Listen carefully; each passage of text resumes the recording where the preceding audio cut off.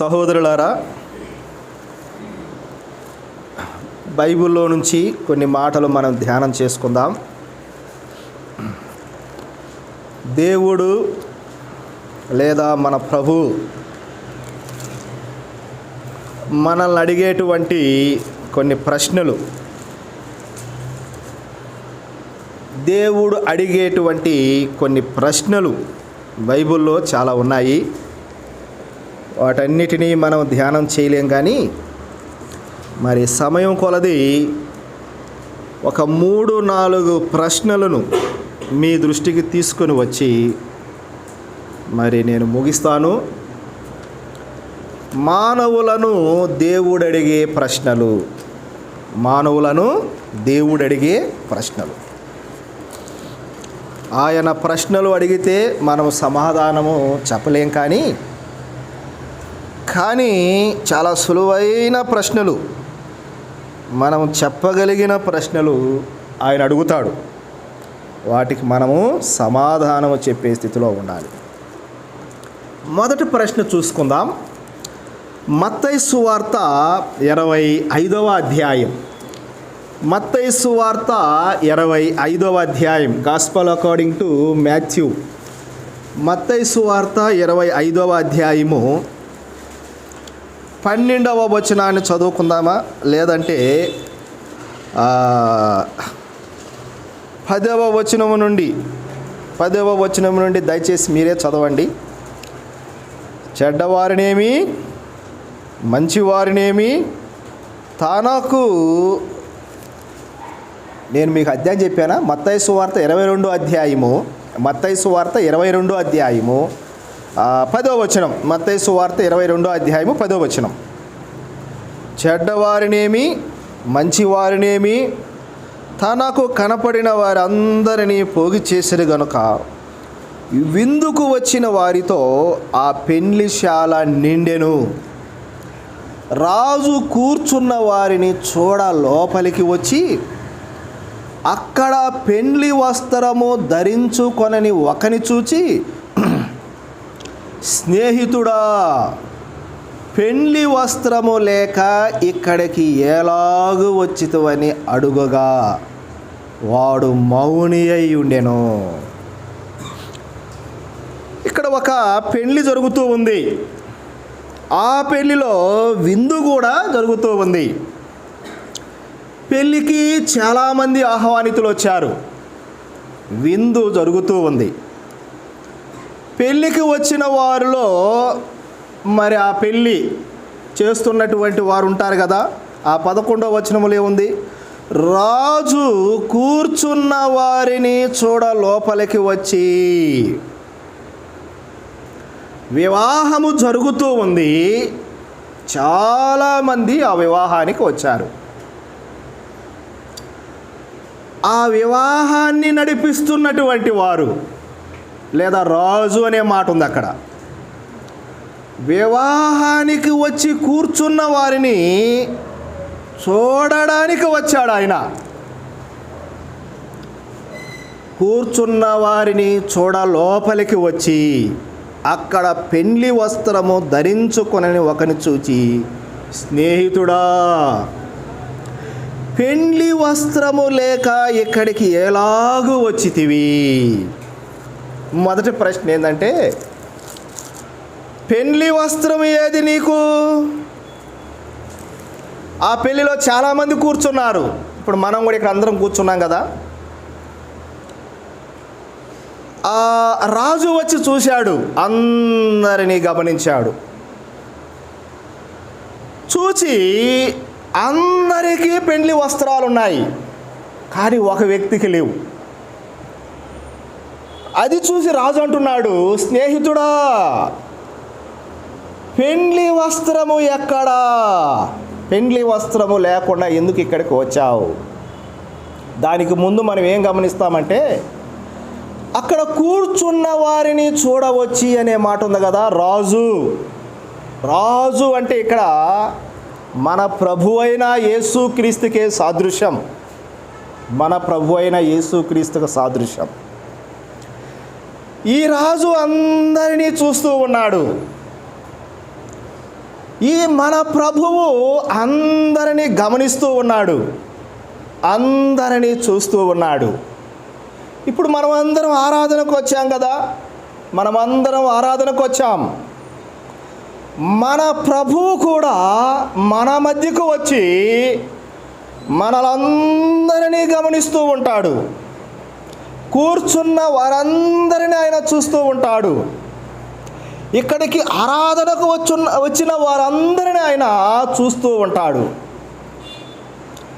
పెళ్ళికి వచ్చిన వారిని చూడడానికి రాజు అయితే ఏ విధంగా లోపలికి వచ్చాడో, ఇక్కడ ఈ లోపల, ఈ మందిరం లోపల ఆరాధనకు వచ్చిన మనందరిని కూడా మన ప్రభువు చూడడానికి ఇక్కడికి వస్తాడు. ఆయన ఆల్రెడీ వచ్చాడు కూడా, మన మధ్యలో ఉన్నాడు.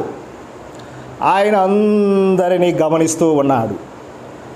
ఎవరు నిద్రపోతూ ఉన్నారో చూస్తాడు ఆయన, ఎవరు ఫోన్లో మాట్లాడుతున్నారో చూస్తాడు ఆయన, ఎవరు బయటికి లోపలికి పోయి వస్తున్నాడో చూస్తాడు ఆయన, ఎవరు ఆలస్యంగా వస్తున్నాడో చూస్తాడు ఆయన, ఎవరు పరధ్యానములో ఉన్నాడో చూస్తాడు ఆయన, ఎవరు దుఃఖంగా ఉన్నాడో చూస్తాడు ఆయన. మన స్థితిగతులన్నిటినీ చూస్తూ ఉంటాడు మన ప్రభువు. ఈ రాజు ఏం చూశాడంటే, వారి వస్త్రాల వైపుకు వెళ్ళింది ఈయన మనసు. ఆ పెండ్లికి వచ్చిన వారి వస్త్రాల మీదకి వెళ్ళింది ఈయన చూపు, ఈ రాజు చూపు. అంటే దాని అర్థం ఎవరు మంచి వస్త్రాలు ధరించారని కాదు, అక్కడ ఎవరు బ్రాండెడ్ దుస్తులు ధరించారని కాదు, ఎవరు విలువైన వస్త్రాలు ధరించారని కాదు. మన ప్రభువు కూడా చూస్తాడు ప్రియులారా, మనలందరినీ ఆయన గమనిస్తాడు. ఈ రాజు వస్త్రాలను చూశాడు కదా, ఈ రాజు వస్త్రాలను చూశాడు. మన రాజు అయినటువంటి, రాజులకు రాజు, ప్రభువులకు ప్రభు అయిన మన ప్రభువు కూడా మన వస్త్రాలు కూడా చూస్తాడు ఆయన. దీన్ని రెండు రకాలుగా చెప్పొచ్చు మనం. అక్షరార్థంగా దీన్ని తీసుకోవచ్చు, ఆత్మీయంగా కూడా తీసుకోవచ్చు. మన ప్రభువు మన శరీరాన్ని ఆయన గమనిస్తూ ఉంటాడు. మన హెయిర్ స్టైల్ను కూడా చూస్తాడు ఆయన. మన ప్రభువు మనల్ని గమనిస్తాడు, మనల్ని చూస్తాడు ఆయన. ఎలాగుంది నీ హెయిర్ స్టైల్? నేను ఈ మధ్య చూస్తూ ఉన్నాను, విశ్వాసులైన వారు కూడా, మీరేం బాధపడొద్దండి, నేను బైబిల్లో ఉన్న విషయాలు చెప్తున్నాను, నా మీద కోప్పడొద్దు, నా మీద బాధపడొద్దు, మనం నేర్చుకోవాలి ఇవన్నీ. విశ్వాసులైన వారి యొక్క ఈ హెయిర్ స్టైల్స్, వారి హెయిర్ స్టైల్ చూస్తే అసలు వీరు విశ్వాసులేనా అన్నట్లుగా ఉంటుంది. దేవుని పిల్లలు పద్ధతిగా ఉండాలి, క్రమముగా ఉండాలి. ఈ రాజు వారి వస్త్రాలను చూశాడు, మంచియా కాదని కాదు అక్కడ. మనల్ని కూడా మన ప్రభువు చూస్తాడు. ఈ విషయాలను లోతుగా ఎలదలుచుకోవటం లేదు. మన ప్రభువు వారి వస్త్రాలను గమనించి, స్నేహితుడా పెండ్లి వస్త్రము ఎక్కడా అన్నాడు. పెండ్లి వస్త్రం ఎక్కడా? My friend, where is your marriage garment? నీ పెండ్లి వస్త్రం ఎక్కడా అని అడిగాడు. సరే, మనకు అక్షరార్థంగా వద్దు కానీ ఆత్మీయంగా దీని గురించి ఆలోచన చేద్దాం. ఇక్కడ పెండ్లి వస్త్రము అంటే అర్థం, పెండ్లి వస్త్రము అంటే అర్థం రక్షణ వస్త్రము అని అర్థం. రక్షణ వస్త్రము అని అర్థం. ఆ పెండ్లి చూడవచ్చిన వారిలో లేదా ఆ వివాహానికి వచ్చిన వారిలో అందరికీ పెళ్లి వస్త్రము ఉందంటే వారందరూ రక్షణ పొందిన వారని అర్థం. వారందరూ మారు మనసు పొందిన వారని, వారందరూ దేవుని పిల్లలు, వారు నిత్య జీవము కలిగినటువంటి వారు, రక్షణ అనుభవం కలిగినటువంటి వారు. పెండ్లి వస్త్రము అనేటువంటిది మన యొక్క మారు మనసు లేదా పెండ్లి వస్త్రం అన్నది మన రక్షణను సూచించేటువంటి వస్త్రం. అది అనగా మనం రక్షణ పొందాము అని తెలియజేస్తుంది పెండ్లి వస్త్రం. రేపు వివాహోత్సవము జరగబోతూ ఉన్నది. ప్రభు రాకడలో ఆయన వరుడుగా ఉండబోతూ ఉన్నాడు, సంఘము ఆయన వధువుగా ఉండబోతూ ఉన్నది. ఆ వివాహములో మారు మనసు రక్షణ పొందిన వారు మాత్రమే, ఆ రక్షణ వస్త్రము కలిగిన వారు మాత్రమే ఆ వివాహములో పాలిపంపులు పొందబోతూ ఉన్నారు. రక్షణ లేని వారు ఆ వివాహానికి అర్హులు కాదు. రక్షణ లేని వారు ఆ వివాహ ఉత్సవానికి వాళ్ళు పాలుపంపులు పొందలేరు. ప్రియులారా, అక్కడ ఒక వ్యక్తిని చూసి, స్నేహితుడా నువ్వు ఎలా వచ్చావు లోపలికి? నీకు మారు మనసు లేదు, ఎలా వచ్చావు లోపలికి? నీకు రక్షణ లేదు, ఎలా వచ్చావు లోపలికి? నీ పెళ్లి వస్త్రము ఎక్కడా? నీ పెళ్లి వస్త్రము ఎక్కడా అంటే అర్థం నీకు రక్షణ లేదు అని అర్థం. పెళ్లి వస్త్రము లేదంటే నీకు రక్షణ లేదని అర్థం. ఈ సమయంలో మన ప్రభువు కూడా ఈ మాట మనల్ని అడుగుతూ ఉన్నాడు. కొంతమందిని, చాలామంది ఇక్కడికి వచ్చారు ఆరాధనకి, మన ప్రభువు చూడవచ్చాడు. మన ప్రభువు చూస్తూ ఉండగా ఆ స్నేహితుడిని అడిగినట్లే అడుగుతూ ఉన్నాడు, స్నేహితుడా ఎక్కడా నీ పెండ్లి వస్త్రం? పెండ్లి వస్త్రం లేకుండా లోపలికి వచ్చావే? ఈ సభలో పెండ్లి వస్త్రము ధరించని చాలామంది ఇక్కడ కూర్చొని ఉన్నారు. ఎవరు ఈ పెండ్లి వస్త్రము లేని వారు ఇక్కడంటే? వీళ్ళకు మారు మనసు ఉండదు. మారు మనసు పొందండి, మారు మనసు పొందండి, యేసు ప్రభుని నమ్ముకోండి, యేసు ప్రభుని నమ్ముకోండి, బాప్తీసము పొందండి, ప్రభు వల్ల చేయండి, సంఘంలో చేర్చబడండి అని ఎంత మొత్తుకున్నా ఈ హృదయాలు ఎలాంటివో తెలియదు. కానీ ఈ హృదయాలలో ఏముందో మనకు తెలియదు. కానీ మారు మనసు పొందరు వీళ్ళు. ప్రభువును సొంత రక్షకుడుగా అంగీకరించరు. తీర్మానాలు ఉండవు. నేను నమ్ముకుంటాను, నేను పాపాన్ని మానుతాను, ఇలాంటి తీర్మానాలు ఉండవు. వారం వారం వారం వారం వారం వారం పెళ్లి వస్త్రం లేకుండా వచ్చి పెళ్లి చూసిపోతూ ఉంటారు. ఈరోజు ప్రభు అడుగుతున్నాడు నిన్ను, పెళ్లి వస్త్రము లేకుండా ఎలాగా వచ్చావు లోపలికి? పెళ్లి వస్త్రము లేకుండా ఎలాగొచ్చావు అంటే రక్షణ పొందకుండా ఎలా వచ్చావు? ఎంతకాలం రక్షణ లేకుండా ఉంటావు? ఎంతకాలము ప్రభువుని విశ్వసించకుండా ఉంటావు? ఎంతకాలము మారు మనసు పొందకుండా ఉంటావు? ఇంకా ఎవరైనా ఉన్నారు అలాంటి వారు ఇక్కడ? సంవత్సరాల తరబడి వస్తూ మారు మనసు లేకుండా, పాప క్షమాపణ లేకుండా, బాప్తిసం లేకుండా, పరిశుద్ధాత్మ వరము లేకుండా, రక్షణ లేకుండా ఎంతకాలం ఎంతకాలం? అలాంటి వారిని ఈరోజు ప్రభు అడుగుతున్నాడు, స్నేహితుడా ఎక్కడ నీ పెండ్లి వస్త్రం? పెండ్లి వస్త్రము లేకుండా ఎలా వచ్చావు లోపలికి? పెండ్లి వస్త్రము లేకుండా ఎలాగొచ్చావు? ఈరోజు ప్రభు హెచ్చరిస్తూ ఉన్నాడు. ఈరోజు ప్రభు నిన్ను ప్రేమపూర్వకంగా పిలుస్తూ ఉన్నాడు. పెండ్లి వస్త్రం ఇవ్వడానికి నేను సిద్ధంగా ఉన్నాను. పెండ్లి వస్త్రము ధరించుకో. తీర్మానం చేసుకొని ప్రభు సన్నిధిలోకి రావాలి. ప్రభు అడిగే కొన్ని ప్రశ్నలు. పెండ్లి వస్త్రము ఎక్కడా? వాడికి పెండ్లి వస్త్రము లేదు కదా. ఏం చేశారంట ఆయన్ని ఏం చేశారు? పెళ్లి వస్త్రం లేకపోతే అడిగినప్పుడు వాడు ఏం చేశాడంట? మౌని అయి ఉండాను. అంతటా రాజు ఏం చెప్పాడు? వీని కాళ్ళు చేతులు కట్టి వెలుపటి చీకటిలోనికి త్రోసివేయండి. అక్కడ ఏముంటుంది? ఏడుపు ఉంటుంది, పండ్లు కొరకటం ఉంటుందని పరిచారకులతో.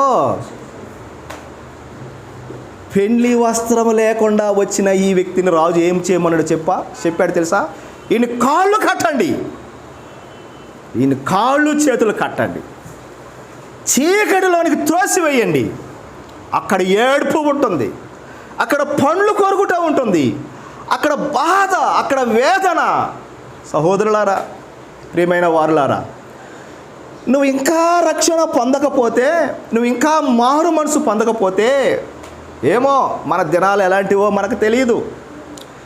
మనం ఈ లోకాన్ని ఎప్పుడు విడిచిపెట్టి వెళ్ళిపోతామో మనకు తెలియదు. రక్షణ లేకుండా ఈ లోకాన్ని విడిచిపెడితే, రక్షణ పొందకుండా ఈ లోకాన్ని విడిచిపెడితే, అదుగో కటిక చీకటిలోనికి అక్కడ ఏడుస్తూ ఉంటాం, అక్కడ పండ్లు కొరుకుతూ ఉంటాం. తీరని బాధ, ఆరని అగ్ని. ప్రియులారా, తీర్మానం చేసుకుంటారు ఈ సమయంలో ఇంకా ఎవరైనా రక్షణ లేని వారు ఉంటే, పెండ్లి వస్త్రము లేని వారు ఇంకెవరైనా ఉన్నారా? అనగా రక్షణ లేని వారు ఇంకెవరైనా ఉన్నారా? ఈ వ్యక్తిని ఆ కటిక చీకటిలోనికి త్రోసివేసినట్లుగా మనం చూస్తాం. సహోదరులారా, యేసు ప్రభు త్వరగా రాబోతున్నాడు. లోకమంతము సమీపించింది, లోకమంతము సమీపించింది. ఆయన ఎప్పుడు వస్తాడో మనకు తెలియదు. మన ఈ మధ్య ఒక ఆయన నాకు ఒక ఈమెయిల్ పంపించి ఆయన అన్నాడు, John, I am very surprised, why didn't our Lord Jesus Christ come this year అన్నాడు. ఈ సంవత్సరం ప్రభు ఎందుకు రాలేదో నాకు ఆశ్చర్యంగా ఉందన్నాడు ఆయన. నాకు ఆశ్చర్యంగా ఉన్నాడు అంటే 23వ సంవత్సరంలో ప్రభు ఎందుకు రాలేదో, ఎందుకు ఆలస్యం చేశాడో నాకు ఆశ్చర్యంగా ఉందన్నాడు ఆయన. అంటే ఏ క్షణమైనా మన ప్రభు రావచ్చు, ఏ క్షణమైనా మన ప్రభు రావచ్చు. తీర్మానం చేసుకోండి, విడవబడితే ప్రియులారా బహుభయంకరంగా ఉంటుంది పరిస్థితి. కాబట్టి రక్షణ వస్త్రం మనకు కావాలి. పెండ్లి వస్త్రం లేకుండా ఎలాగా వచ్చావు అంటున్నాడు. కాబట్టి మొదటి ప్రశ్న ఏంటంటే, పెండ్లి వస్త్రము ఎక్కడా? రెండో ప్రశ్న చూద్దాం. రెండో ప్రశ్న లూకాసు వార్త 17వ అధ్యాయంలో ఒక మాట చదువుకుందాం. లూకాసు వార్త 17వ అధ్యాయం. లూకాసు వార్త 17వ అధ్యాయం. Gospel according to Luke 17th chapter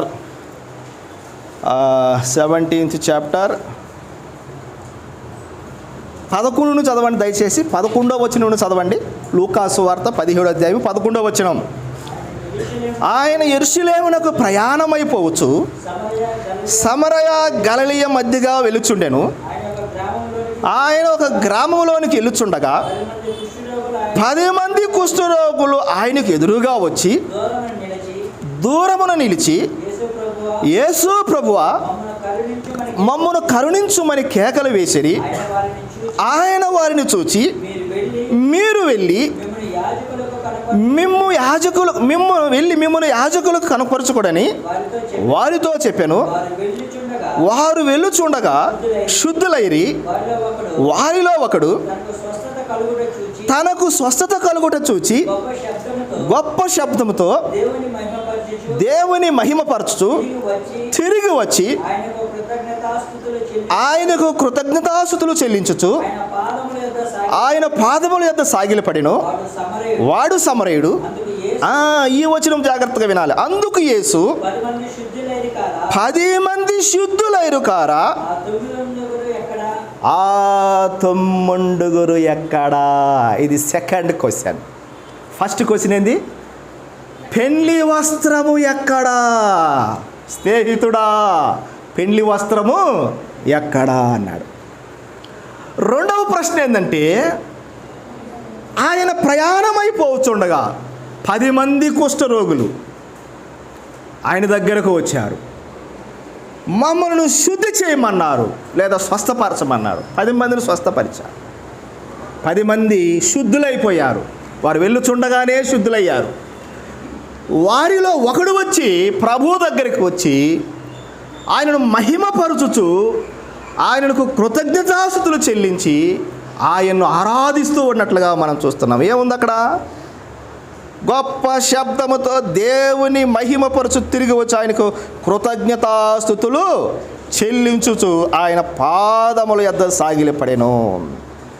అందుకు యేసు, 10 మంది శుద్ధులైరు కారా? తమ్మండుగురు ఎక్కడా, 9 మంది ఎక్కడా అని అడుగుతూ ఉన్నాడు. 9 మంది ఎక్కడా? ఇది రెండవ ప్రశ్న. 10 మంది కుష్ఠరోగులు.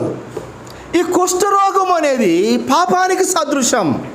పాపానికి సాదృశ్యం ప్రియులారా. పాత నిబంధన గ్రంథంలో కుష్ఠరోగులను మనం చూస్తాం. ఈ కుష్ఠరోగం వచ్చిన వారు సమాజంలో ఉండకూడదు. వారు సమాజంలో నుండి వెలివేయబడాలి. అంటే సమాజానికి వెలుపల, ఊరికి వెలుపల ఉండాలి వాళ్ళు. పాపములో ఉండేవాడు సమాజంలో ఉండకూడదు, అంటే దేవుని సన్నిధిలో ఉండకూడదు, దూరంగా ఉంటాడు, దేవునికి దూరంగా ఉంటాడు. ఈ కుష్ఠరోగం అనేది పాపమునకు సాదృశ్యం ప్రియులారా.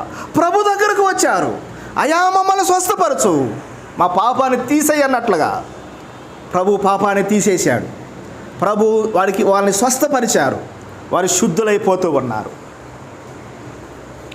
వారిలో ఒకడు మాత్రమే వచ్చాడు. ఒకడు మాత్రమే కృతజ్ఞతాస్తులు చెల్లించాడు.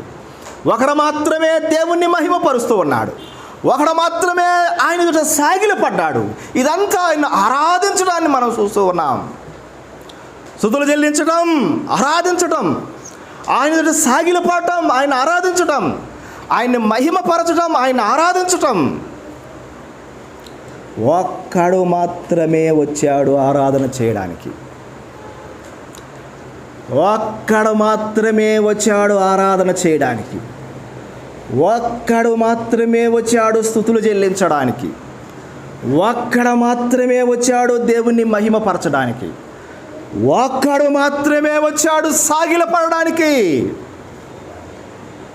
9 మంది ఎక్కడా? 9 మంది ఎక్కడా? ఈరోజు ప్రభు నిన్ను నన్ను అడుగుతూ ఉన్నాడు. ఈరోజు ప్రభు మనల్ని అడుగుతూ ఉన్నాడు. సహోదరుడా, నీ పిల్లలు ఎక్కడా? ఏమి నువ్వు నీ భార్యే వచ్చావు ఆరాధనకి? నీవు నీ భార్య మాత్రమే వచ్చారు ఆరాధనకి. నీ పిల్లలు ఎక్కడా? నీ పిల్లలు ఎక్కడా? సహోదరి, ఏమమ్మా నువ్వు మాత్రమే వచ్చావు ఆరాధనకి? సహోదరుడు ఎక్కడా? సహోదరుడు ఎక్కడా? ప్రభు అడుగుతూ ఉన్నాడు, ఏమయ్యా నువ్వు ఒక్కడివే వచ్చావు ఆరాధన చేయడానికి, నన్ను మహిమపరచడానికి, నాకు స్తుతులు చెల్లించడానికి, నా ఎదుట సాగిలపడడానికి నువ్వు ఒక్కడివే వచ్చావేమి? 9 మంది అని ఎక్కడికి పోయారా మిగతా 9 మంది? సిస్టర్, సహోదరి, ఒక్కదానివే వచ్చావేమమ్మా? సహోదరుడేడి? సహోదరుడా, ఏం ఒక్కడివే వచ్చావు? What about your wife? ఒక్కడివే వచ్చావు? నీ భార్య ఎక్కడికి పోయింది? నీ సహోదరి ఎక్కడికి పోయింది? నీ పిల్లలేరి? నీ కుటుంబ సభ్యులేరి? వారు ఎక్కడా? వారు ఎక్కడా? వారు ఎక్కడా? నేను యేసు ప్రభువుని నమ్ముకున్నా. ఈ సహవాసములోనికి రాకముందు, ఈ సత్యములోనికి రాకముందు వేరే సహవాసాల్లో ఉన్నాను. అక్కడ నేను కొన్ని ఆదివారాలు మానేసేది. ఆదివారం ఆరాధన ఎందుకు మానానంటే ఆరాధన యొక్క ప్రాముఖ్యత ఏందో నాకు అప్పుడు అర్థం కాలేదు. ఆరాధన యొక్క ప్రాముఖ్యత నాకు అక్కడ అర్థం కాలేదు. జాన్లీ గారు పరిచయం అయ్యాడు. ఆయనతో తిరగటం ప్రారంభించాను. ఆయన ఏం చెప్పేవాడంటే, ఒక విశ్వాసికి లేదా ఒక మనిషికి, ఒక మానవుడు అన్నవాడికి నీరు ఎంత అవసరమో, గాలి ఎంత అవసరమో, ఆహారం ఎంత అవసరమో ఒక మనిషి అన్నవాడికి, ఒక విశ్వాస అన్నవాడికి నిజంగా మారు మనసు పొందితే, నిజంగా రక్షణ పొందితే, ఒక నిజమైన విశ్వాసికి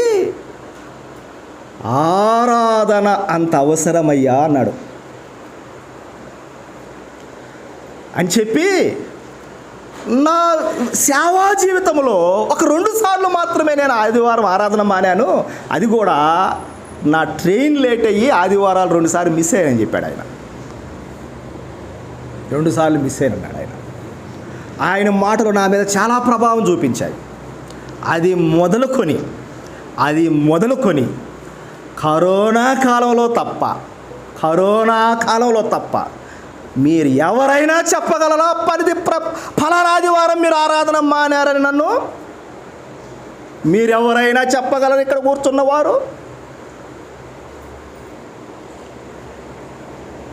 ఆరాధన మన జీవితంలో ఒక భాగం, అంతే. ఆరాధనలో మన జీవితం ఒక భాగం ప్రియులారా. కొన్నిసార్లు రాలేకపోవచ్చు, రీజనబుల్ ఉంటాయి. కొన్ని ఆరోగ్యం సరిలేకనో డ్యూటీలు కొన్నిసార్లు ఆదివారాలు వెళ్ళాల్సి వస్తుంది. వాటికి ఎక్స్క్యూజెస్ ఉన్నాయి, మనమేం అనలేము. వాటిని వాంటెడ్గా ఎగ్గొట్టకూడదు. వాంటెడ్గా ఆరాధన అనేది ఎగ్గొట్టకూడదు. రీజనబుల్ ఉంటే ఓకే, ఆరోగ్యం బాగాలేదా ఓకే, నో ప్రాబ్లం. సహోదరులారా, మన ప్రభు అంటున్నాడు, ఒక్కడవే వచ్చావేమయ్యా నువ్వు? ఆ 9 మంది ఎక్కడ? ఆ 9 మంది ఎక్కడ? ఈరోజు ప్రభు నిన్ను నన్ను అదే ప్రశ్న అడుగుతూ ఉన్నాడు. ఎక్కడ మిగతా వారు? ఎక్కడా నీ కుటుంబంలో? మిగతా వారు ఎక్కడా నీ కుటుంబంలో? ఒక విశ్వాసి, రియల్ రిపెంటెన్స్ ఉన్నవాడు ఆరాధన ఎగ్గొట్టలేడు, అంతే. ఆరాధన వచ్చి కూర్చుంటాడు. ఆరాధన చేయింది అతని మనసు నిలవదు అసలు. వారాల తరబడి, నెలల తరబడి ఆరాధనకు రాకపోతే ఏం విశ్వాసమో, ఏం భక్తో, ఏం విశ్వాసం. ప్రభు అంటున్నాడు, ఒక్కడవే వచ్చావా? ఈనాడు చాలామంది ప్రభువును ఆరాధించడానికి దూరం అయిపోతున్నారు, ఆరాధించలేకపోతున్నారు, ఆరాధనను నిర్లక్ష్యం చేస్తున్నారు, ఆరాధనను ఒక సామాన్యమైన దానిగా చేస్తున్నారు. ఆరాధన చాలా గొప్పది ప్రియులారా, ఆరాధన చాలా గొప్పది. పరలోకములో ఆయన ఆరాధించబడుతున్నాడు ఎల్లప్పుడూ, కోట్ల కొలది దూతల మధ్యలో.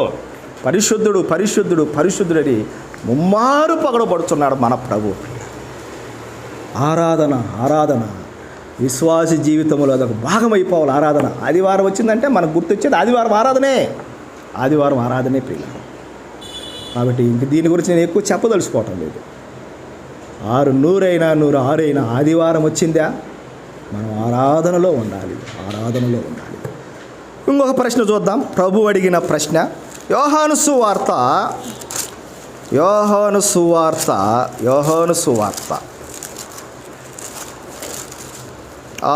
అధ్యాయం 21వ అధ్యాయం. యోహాను సువార్త ఆఖరి అధ్యాయం 21వ అధ్యాయం.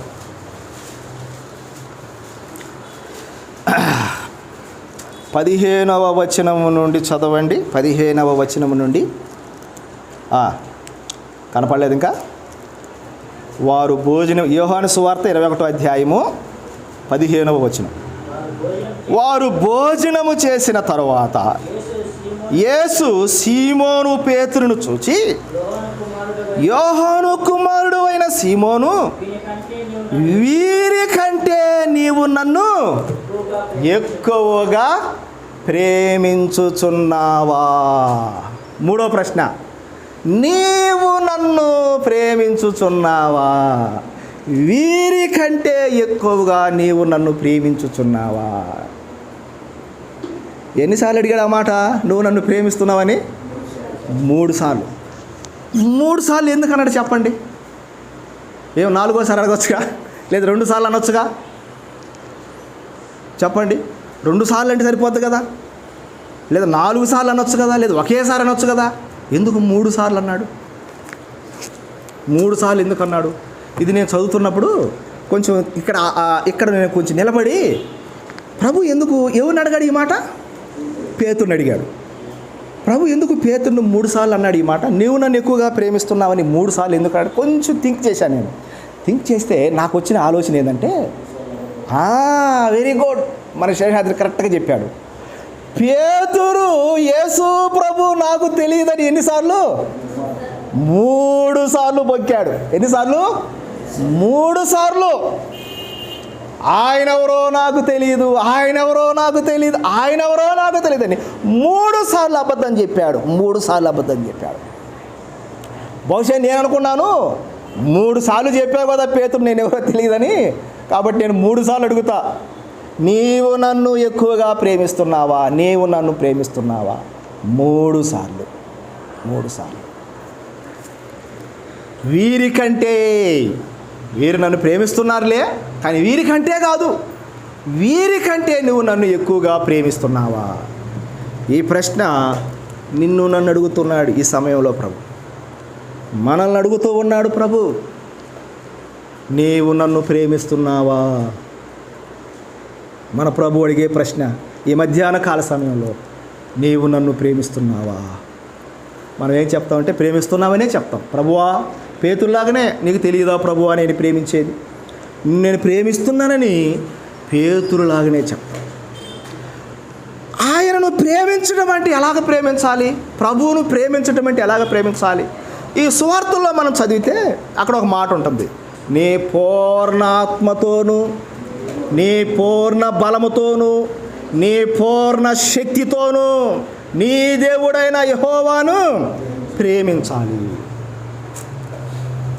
పూర్ణ అనే మాట వాడాడు అక్కడ కదా. ఇప్పుడు చంద్రుడు ఉంటాడు కదా, బాగా ప్రకాశిస్తూ కనపడతాడు, నిండుగా కనపడుతున్నప్పుడు ఏ చంద్రుడు అంటాం ఆయన్ని? పౌర్ణమి చంద్రుడు అంటాం కదా, పౌర్ణమి అంటాం కదా. ఈరోజు పౌర్ణమి అంటాం కదా. పౌర్ణమి అని ఎప్పుడు అంటాం? పూర్ణం అని ఎప్పుడు అంటామంటే సగం కనపడినప్పుడు అన్నాం. కొన్నిసార్లు చంద్రుడు సగం కనపడుతుంటాడు కదా, అప్పుడు ఈరోజు పౌర్ణమి పూర్ణ చంద్రుడు అనం.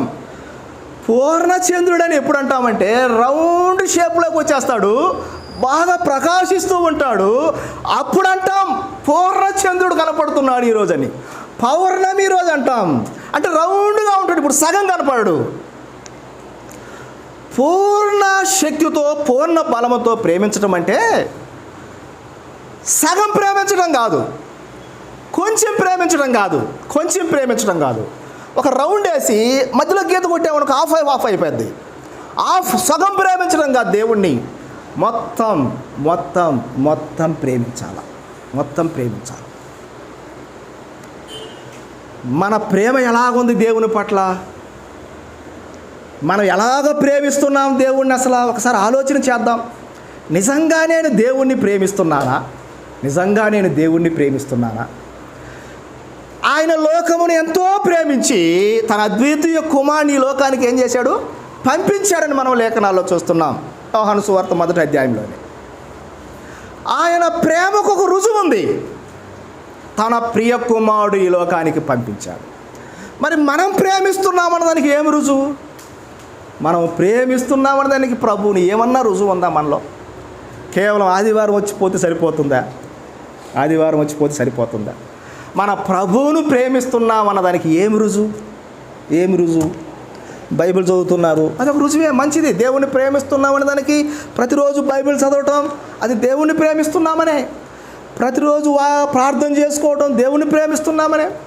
ఆదివారం క్రమం తప్పకుండా మందిరానికి రావడం దేవుణ్ణి ప్రేమిస్తున్నామనే. మనకు వచ్చిన భాగంలో నుంచి, మనకు వచ్చిన ఆదాయంలో నుంచి దేవునికి ఇవ్వడం, అది దేవుణ్ణి ప్రేమించడమే. అన్ని గుర్తులే, కాదంటం లేదు. కానీ ఎలా ప్రేమిస్తూ ఉన్నాం మనం దేవుడు? ఎలాంటి హృదయంతో ప్రేమిస్తూ ఉన్నాం దేవుణ్ణి మనం?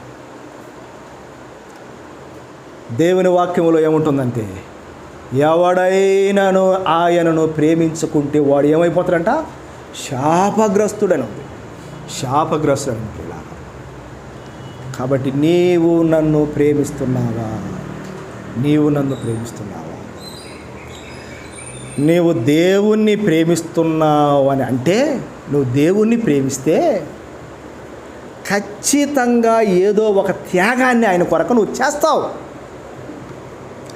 నువ్వు ఆయన కొరకు ఏ త్యాగము చేయకుండా నేను దేవుణ్ణి ప్రేమిస్తున్నానని చెప్తే అది బూటకపు ప్రేమ ప్రియులారా.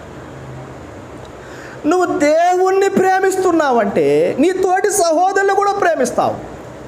నువ్వు దేవుణ్ణి ప్రేమిస్తున్నావంటే ప్రభు పరిచర్యలో నీ కాంట్రిబ్యూషన్ ఉంటుంది, నీ సహకారం ఉంటుంది. దేవుణ్ణి ప్రేమిస్తున్నావు అనే దాంట్లో నీవు నన్ను ప్రేమిస్తున్నావా? 3 ప్రశ్నలు వచ్చాయి ఇప్పుడు మనకు. మొదటిది ఏంది? పెండ్లి వస్త్రము ఎక్కడా? ఇది రక్షణ లేని వారికి ఈ మాట, ఈ ప్రశ్న రక్షణ లేని వారికి, పెళ్లి వస్త్రము ఎక్కడా? రెండో ప్రశ్న, 9 మంది ఎక్కడా అంటే ఆరాధనకు రాలేదేమి మిగతా 9 మంది? ఇది విశ్వాసులకు ప్రశ్న. ఏం ఆరాధనకు రావటం లేదని విశ్వాసులు అడిగే ప్రశ్న ప్రియులారా. మూడోది, నీవు నన్ను ఎక్కువగా ప్రేమిస్తున్నావా? ఇంకా చాలా ప్రశ్నలు ఉన్నాయి, 12:30 అయిపోయింది టైం. కాబట్టి ఈ 3 ప్రశ్నలతో ఈరోజు సరిపెట్టుకుందాం. ఇంకా ఏమైనా ప్రశ్నలు అడుగుతాడేమో ప్రభు మనల్ని. రేపు ఆయన న్యాయపీఠం ముందు మనం నిలబడినప్పుడు ఏ ప్రశ్నలు అడుగుతాడో మనకు తెలియదు. అయితే ఆ ప్రశ్నలు అడిగినప్పుడు మనము ధైర్యంగా సమాధానం చెప్పే స్థితిలో ఉండాలి ప్రియులారా. కాబట్టి ప్రభు ఈ మాటలు మనందరి కొరకు దీవించునుగాక.